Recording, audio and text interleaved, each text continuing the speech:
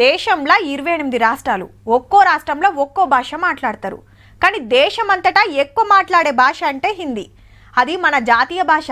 గదొక్కటి వస్తే చాలబ్బా, దేశమంతటా ఏ రాష్ట్రంలో ఏడికిపోయినా బతికేయొచ్చు, పనులు సగబెట్టొచ్చు. మరి బయట దేశాలు పోతే ఇంగ్లీష్ నేర్చుకుంటే చాలు, దునియా దేశాలు మొత్తం తిరిగి రావచ్చు. ఈ కంప్యూటర్ కాలంలో ఇంగ్లీష్ అన్నిటికీ ఆధారమైంది. అయితే ఇంగ్లీష్ ఇంగ్లీష్ అని అందరు దానింట పడతాన్రు అని సెంటర్ మంత్రి అమిత్ షా సారు ఈ మాట అన్నాడు భాష గురించి. हम सब के जीवन में इस देश में अंग्रेजी बोलने वालों को शर्म आएगी, ऐसा समाज का निर्माण अब दूर नहीं. హగనట చా మేము ఇంగ్లీష్ లో మాట్లాడుతున్నాం అని సిగ్గుపడే రోజు వస్తుందట పక్క. అంటే మాతృభాషను మర్చిపోవద్దు అని సాటింపేస్తున్నాడు అన్నట్టు. హౌ మరి ఆలు వద్దు, ఏబిసిడీలు ముద్దు, మమ్మీ డాడే అనాలే, అమ్మనైనా అనొద్దు. లోకల్ భాషలు మాట్లాడితే నాదానైతమన్నట్టు తయారయ్యే జమానా. మన భాషను మనమెందుకు తక్కువ చేసుకోవాలి అనేది అమిత్ షా సారు మాట.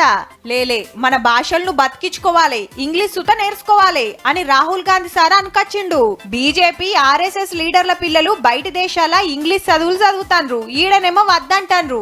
ఇదేం తరీకా అని గరమైండు. अंग्रेजी नहीं पढ़नी चाहिए. क्यों नहीं पढ़नी चाहिए? क्योंकि वो नहीं चाहते कि आप लोग बड़े बोर्डरूम्स में घुसो, आप लोगों को करोड़ों रुपए की नौकरी मिले. वो नहीं चाहते. वो चाहते कि भैया ये नौकरियां हमारी हैं, हम इंग्लिश स्कूल में जाएं, हमारा ठेका लगे रहे, और वो मतलब एससी के बच्चे एससी हॉस्टल में जाएं, वो अंग्रेजी ना सीखे, कुछ ना. కానీ ఇయాల రేపు ఏ పెద్ద కొలువు రావాలన్నా ఇంగ్లీష్ రావాల్సిందేనాయే. ఏరే దేశం బతకపోతే ఆడ మనది నడవది. కాబట్టి మన భాషను మనం బతికించుకుంటేనే ఇంకోటి నేర్చుకోవాలి. ఆఖర్లా ఓ మాట సారు, మీరు సుతా లోకల్ భాషలు పట్టించుకోకుండా హిందీని రుద్దుతాన్రని లొల్లైతాంది. గట్లయితే ఈ భాషలకు సుతా ఆపతొస్తది.